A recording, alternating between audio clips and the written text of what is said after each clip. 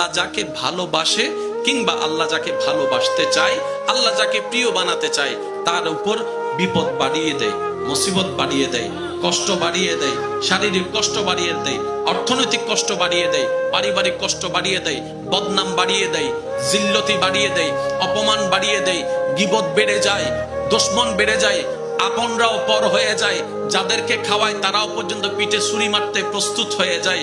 মনে রাখবেন, যখনই জীবনে এমন কিছু অনাকাঙ্ক্ষিত ঘটনা আপনার চোখের সামনে আসবে, আপনার বিবেকের সামনে আসবে, এতটুক মনকে স্থির করিয়ে নেন, আল্লাহ তাআলা আমাকে ধৈর্যের পরীক্ষা নিচ্ছেন। সুবহানাল্লাহ, আল্লাহ আমার ধৈর্যের পরীক্ষা নিচ্ছেন। কেন?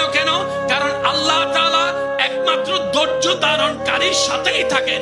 ইন্নাল্লাহা মা'আস সাবিরিন। তো রবের সাথে হওয়ার জন্য ধৈর্যের দরকার, ধৈর্য ধরার জন্য বিপদ আপদ কষ্টের সম্মুখীন হওয়ার দরকার। বলেন না সুবহানাল্লাহ।